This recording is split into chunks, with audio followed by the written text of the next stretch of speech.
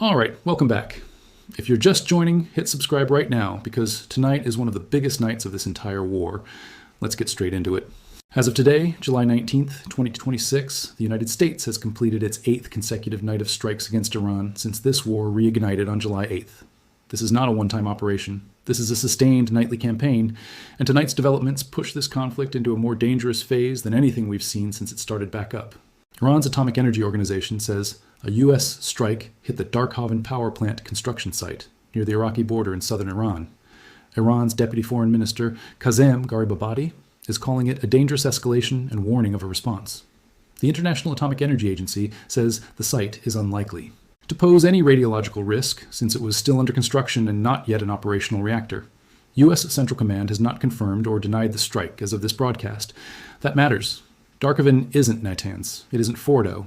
It isn't one of the enrichment sites the U.S. and Israel already hit back in the summer of 2025.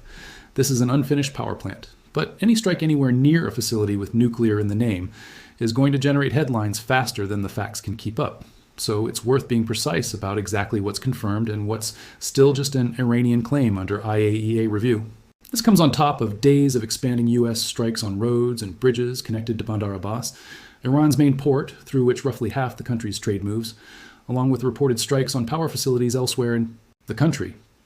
Central Command says the goal is to keep degrading Iran's military and logistical capacity, its ability to threaten shipping through the Strait of Hormuz, its missile and drone storage, and its coastal surveillance systems. Now, let's talk about why the last 48 hours have escalated so sharply, because you need the timeline to understand where we are. This war didn't start last week. It started on February 28, 2026, when the U.S. and Israel launched what the Pentagon designated Operation Epic Fury, aimed at Iran's nuclear program and its regional proxy network. That followed the earlier, more limited round of American strikes on Iran's enrichment sites at Natanz, Fordow, and Isfahan back in June of 2025. Strikes that, at the time, the U.S. said had set Iran's nuclear program back by roughly 2 years, though independent and Israeli intelligence assessments at the time disagreed on how much lasting damage was actually done. Operation Epic Fury ran hot for about 6 weeks before the two sides agreed to a ceasefire on April 7th and 8th, opening the door to broader settlement talks. That ceasefire held, more or less, through the spring, though a naval blockade and disputes over Kami, commercial traffic through the Strait of Hormuz continued even during the quieter period. By early May, the ceasefire had technically blown past the 60-day deadline set by the War Powers Resolution of 1973, the law that requires a president to end unauthorized hostilities after 60 days, unless Congress has explicitly authorized the conflict. The Trump administration's position was that the ceasefire meant hostilities had already terminated, so the clock didn't apply. Democrats in Congress, people like Senator Richard Blumenthal and Congressman Adam Smith, the ranking member on House Armed Services, argued that an active blockade and continued troop deployments in the region meant the war never actually stopped, and that the administration was simply sidestepping the law. That fight over the War Powers Resolution has been running in the background of this entire conflict. Back in early March, when the war first began, the House voted on and failed to pass an Iran War Powers Resolution led by Representatives Massey and Khanna. Congressman Meeks, the ranking Democrat on House Foreign Affairs, said at the time that he'd force a vote of his own once hostilities passed the 60-day mark. In the Senate, Senators Caney, Schumer, and Schiff pushed early for a vote on their own version of a War Powers Resolution, one that would still have allowed the U.S. to defend itself or Israel from an Iranian attack, but would have required explicit congressional authorization for anything beyond that. Republicans, who control both chambers, have mostly stood behind the administration. Lawmakers like Congressman Newhouse and Congressman Muser argued on the floor that the administration had satisfied its legal notification requirements, and that Iran's decades of backing groups like Hezbollah, Hamas, and the Houthis justified continued military pressure without a formal congressional vote. By late June, when the war resumed in earnest, the Senate had already held something like 10 separate votes trying to rein in the conflict, all passing a War Powers Resolution in a narrow 50-48 vote. A result that reportedly led to a tense lunch at the Capitol, where the president pushed back hard against Senate Republicans who'd crossed over. Senator Lisa Murkowski of Alaska, meanwhile, has been working on a formal authorization for the use of military force specific to Iran, though as of this broadcast, that legislation still hasn't been formally introduced. So depending on who ask, this war either has congressional buy-in through years of accumulated inaction, or it's been running for months without the authorization the Constitution technically requires. That's not a settled legal question. It's an active, contested one, and it's worth understanding as background to everything else happening tonight. Which brings us back to Friday. On July 17th, Iranian ballistic missiles and drones struck Muwafaq Salti Air Base in Jordan, a base that hosts one of the densest concentrations of U.S. tactical aircraft in the region. 2 American service members were killed. A third is still missing. 4 others were medically evacuated to Jordanian hospitals and have since been discharged. That brings the confirmed U.S. death toll since the war resumed on July 8th to 16, with somewhere around 420 to 430 wounded. Satellite imagery has shown damage to hangars at the base. The names of the fallen are being withheld until 24 hours after next of kin notification, which is standard protocol. This is the first time U.S. troops have died since the war resumed. That's exactly why the pace of U.S. strikes has intensified so fast since Friday. Central Command has said directly that the 8th night of strikes was aimed at punishing them. The Revolutionary Guard forces behind the attack that killed those 2 Americans. The strikes ran roughly 5 hours overnight, hitting Iranian coastal surveillance sites, air defense facilities, maritime capabilities, and missile and drone storage locations. Institute for the Study of War analysts have noted that Iran's ballistic missiles appear to have gotten faster and more maneuverable over the course of this war, and that the Revolutionary Guard may be getting technical assistance from Russia and China in upgrading them, though neither Moscow nor Beijing has confirmed direct military support. And China in particular has publicly said it opposes the U.S. strikes rhetorically while stating clearly it does not intend to enter the conflict. This war has stopped being just a U.S.-Iran story. It's a regional story now. Iran has been hitting American partners across the Gulf, not just U.S. military assets, but civilian infrastructure in neighboring countries. Kuwait has taken repeated missile and drone strikes, including hits on a power generation plant, a desalination plant, and residential areas. Kuwait's military says its air defenses intercepted most of the incoming fire. Kuwait Petroleum Corporation confirmed one of its oil facilities was hit, with material damage and injuries. Iran's Revolutionary Guard has separately claimed strikes on a U.S. Nemyang military support center at a Kuwaiti base and said it destroyed a radar facility at Ali Al Salem Air Base. Claims that, as with much of what both sides report in this war, haven't been independently verified. Bahrain's air defenses intercepted an Iranian attack of their own. Jordan's military intercepted 3 Iranian missiles, with a 4th landing in a remote area. There were also reports of an evacuation at an airport and seaport in Aqaba, after U.S. officials cited a specific and credible threat near the embassy in Amman, though Jordanian officials later said no new threat H had actually been detected and no evacuation order had been issued. Saudi Arabia's Prince Sultan Air Base and Qatar's Al Udeid Air Base have also reportedly come under fire earlier in this stretch of the conflict, and Bahrain's 5th Fleet presence has been a repeated target as well. Regional analysts describe Iran's targeting of Gulf infrastructure as calculated, a way to make continued U.S. strikes costly for Washington's regional partners without hitting the U.S. mainland directly or triggering a wider war with the Gulf states themselves. Kuwait, in particular, hosts major U.S. military infrastructure and serves as a logistics hub, while having more limited capacity to retaliate compared to a country like Saudi Arabia. Researchers who study the region have suggested Iran's own priorities have shifted over the course of this war, from trying to preserve some diplomatic standing with its Gulf neighbors towards simply trying to survive the conflict without appearing strategically defeated, while still extracting whatever leverage it can in eventual negotiations with Washington. There's a water crisis angle here too, and it's easy to lose in the bigger headlines.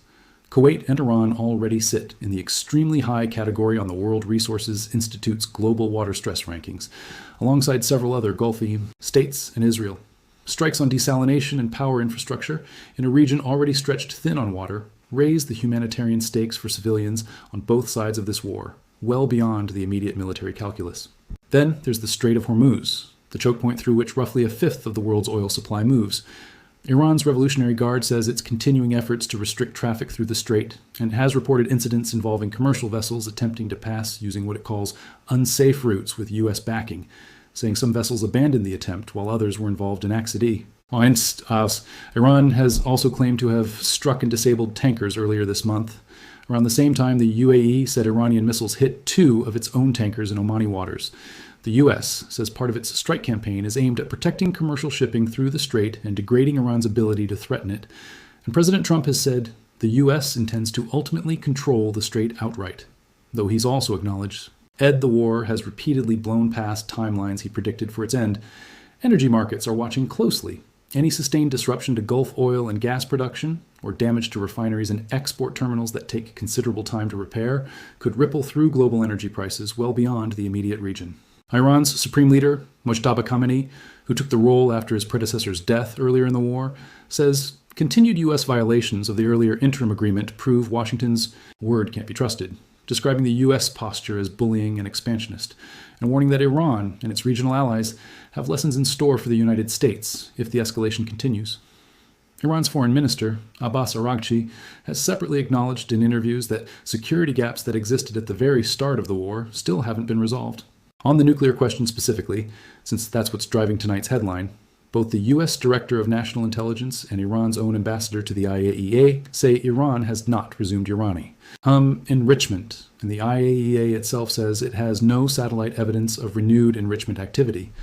A member of Iran's parliamentary presiding board did call publicly for Iran to withdraw from the Nuclear Non-Proliferation Treaty entirely, but that call hasn't advanced into formal parliamentary action as of this broadcast. That's an important data point because a lot of the loudest claims circulating right now that Iran already has a weapon, that it's about to declare one, aren't supported by what the actual monitoring agencies and intelligence assessments are currently saying.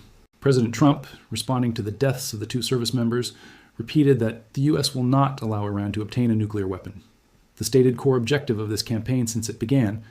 He's floated folding Iran into a Russia-related sanctions package, currently moving through GH Congress.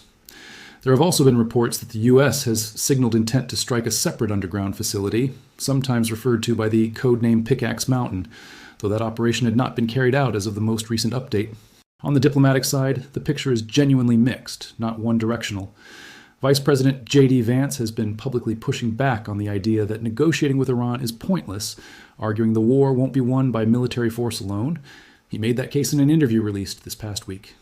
He's led U.S. efforts to keep a PA negotiating track alive, even as those talks, which had involved Qatar as mediator and at one point included a quadrilateral meeting between the U.S., Iran, Pakistan, and Qatar and Switzerland, have stalled, mainly over the Strait of Hormuz dispute. Earlier this month, there was a moment that looked like genuine de-escalation. Iran released an American woman who had been detained since December 2024, which the Trump administration called a goodwill gesture. It didn't hold. Strikes resumed shortly after and have run nightly since July 8th. Israel has stayed out of direct fighting in this latest phase, but Israeli officials have told domestic media outlets that their security establishment sees a much higher chance of major escalation soon, and that Israel is preparing operational options in case it's asked to join or decides to join an expanded campaign. Those same officials say senior U.S. envoys, alongside Qatari mediators, are still trying to get both sides back to the negotiating table, even as the military track intensifies. Whether that diplomatic effort has any realistic chance of success right now is very much an open question, and reasonable people, looking at the same set of facting, have landed in very different places on it. Some seeing an Iranian regime that's cornered and increasingly willing to talk once its capabilities are degraded enough. Others seeing an administration and a regime both dug in past the point where a negotiated exit still looks realistic. On the numbers, 16 U.S. service members confirmed killed since the war resumed on July 8th, one still missing, more than 400 wounded. Iran's health ministry says U.S. strikes killed around 50 people and wounded more than 500 over a recent 3-week stretch. That's Iran's own reporting, not an independently verified figure, and casualty accounting in an active war zone is notoriously difficult to get right in real time from any side. This war, again, started at the end of February as a joint U.S.-Israeli campaign against Iran's nuclear program and its regional proxy network. It's now well into its 5th month, with a roughly 2-month ceasefire in between that ultimately broke down over disagreements about the Strait of Hormuz and, according to IRA, and repeated U.S. violations of the interim understanding the two sides had signed.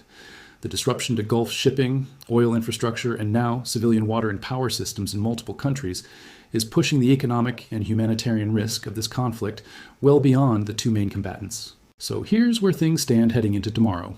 An unconfirmed strike on a nuclear-related construction site in southern Iran that Iran is calling an escalation and that the IAEA is actively reviewing, while stressing there's no meaningful radiological risk from this particular site. The first confirmed American combat deaths of this renewed phase of the war, which is driving a sharp jump in strike intensity over the past 48 hours. Gulf allies absorbing hits to civilian infrastructure, even as some analysts argue that's actually pushing those same allies closer to Washington rather than away from it. A Strait of Hormuz standoff with real global economic stakes attached to it. A months-long, unresolved fight in Washington over whether this war even has the legal authorization it's supposed to have under the War Powers Resolution. a diplomatic track that's stalled, but according to officials on multiple sides, not entirely dead, and an Israeli security establishment bracing for the real possibility that this expands further in the days ahead. Let's talk for a minute about the military mechanics of what's actually happening each night, because eighth consecutive round of strikes can start to sound abstract if you're not picturing what it involves. These aren't isolated bombing runs. Central Command has described a combined arms approach, carrier-based fighter aircraft, Tomahawk cruise missiles launched from EM warships, and on the U.S. side, a stated focus on disabling port infrastructure, degrading Iran's ability to resupply coastal military positions, and preventing the Revolutionary Guard from being able to threaten shipping lanes. One specific piece of infrastructure that's come up repeatedly is a surveillance tower in Darima, a port town of Chabahar, which the U.S. says the Revolutionary Guard used to track and target vessels moving through the strait. That tower has reportedly been destroyed. On the Iranian side, the pattern has been asymmetric. Ballistic missiles and drone swarms aimed at U.S. bases and now, increasingly, at civilian infrastructure in neighboring Gulf states, rather than direct strikes on U.S. soil or on Israel itself. Neither side, notably, has expas, and did this into direct strikes on Israeli territory in this latest phase, which is one reason analysts still describe this as a U.S.-Iran war with Israeli backing, rather than the three-way regional war it could still become if that changes. It's also worth understanding what each side says its actual end goal is, because they're not describing the same war.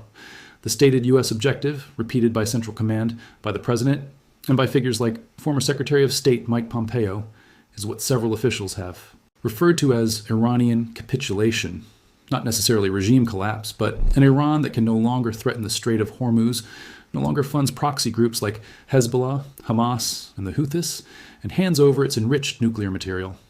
The theory of victory, as laid out by retired military officials who've been consulted on this, is economic strangulation combining.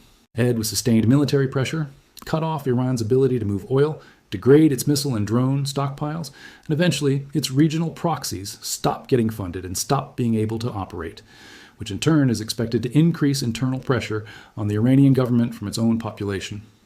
Iran's stated position, repeated by its supreme leader and foreign ministry, is that it's responding to what it calls unprovoked American aggression and a broken diplomatic agreement, and that its strikes on Gulf infrastructure are a deliberate, calibrated signal rather than indiscriminate escalation, a way of raising the cost of the war.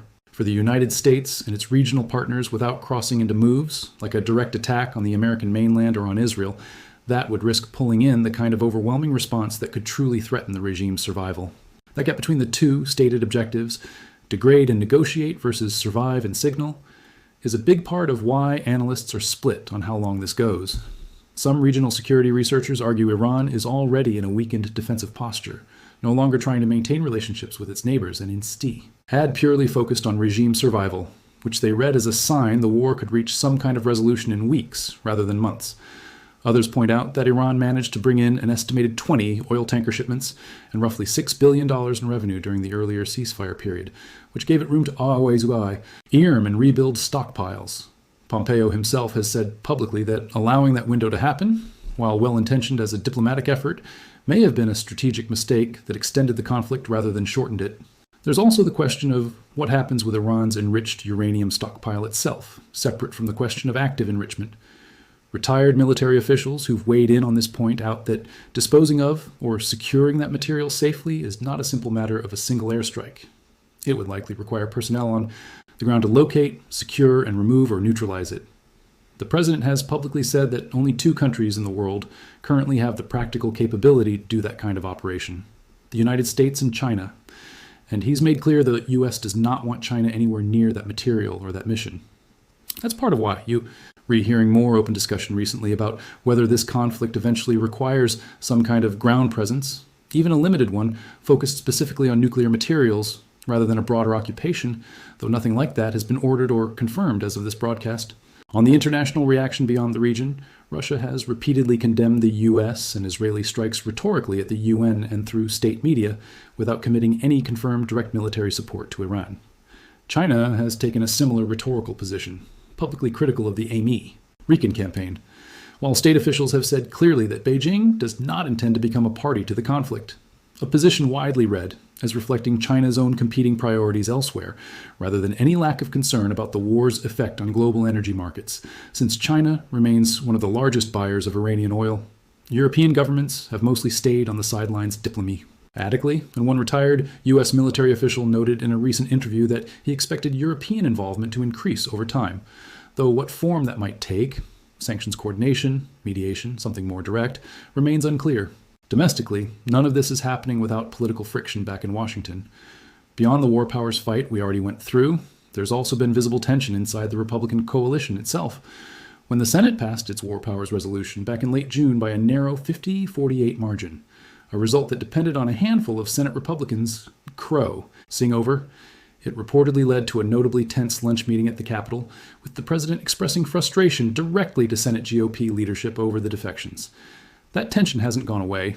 It's simply been overshadowed in recent days by the immediate crisis following Friday's deaths in Jordan. Senator Murkow's Kai's effort to draft a formal authorization for the use of military force specific to this conflict is one option still on the table for lawmakers who want to put the war on clearer legal footing without necessarily trying to end it. But as of tonight, that legislation still hasn't been formally introduced, and it's unclear whether it has the votes even within her own party. One more thing worth flagging, because it's circulating widely online right now and deserves a direct answer. Claims about a large fleet of Iranian drones. Some reports cite a figure around 300. Positioned with the range to threaten the U.S. Gulf Coast or even the eastern seaboard. The FBI has previously warned in general terms that if there were ever an attack on U.S. soil in a conflict like this, a coordinated drone swarm designed to overwhelm air defenses is a plausible method planners would need to guard against. That is a general threat assessment point, not a confirmed, specific operational plan against the American mainland, and treating it as the latter gets ahead of what's actually been verified. It's the kind of claim worth watching for confirmation from actual defense officials rather than repeating as settled fact. So, pulling all of that together, this is a war that's now run on and off for nearly 5 months, that has already survived one ceasefire and one collapsed diplomatic framework, that has an unresolved legal fight in Washington over its own authorization, that has pulled in civilian infrastructure damage across at least 4 American combat deaths of this renewed phase, and that has an unconfirmed strike on a nuclear-adjacent facility sitting at the center of tonight's headlines, while the IAEA works to sort out exactly what happened and how serious it actually is. That's the picture on night 8 of this latest phase, and month 5 of the war overall. I'll keep tracking this as it develops, separating what's confirmed from what's still being reported, because in a story moving this fast, that distinction is the whole ballgame. Subscribe, turn on notifications, and I'll see you in the next one.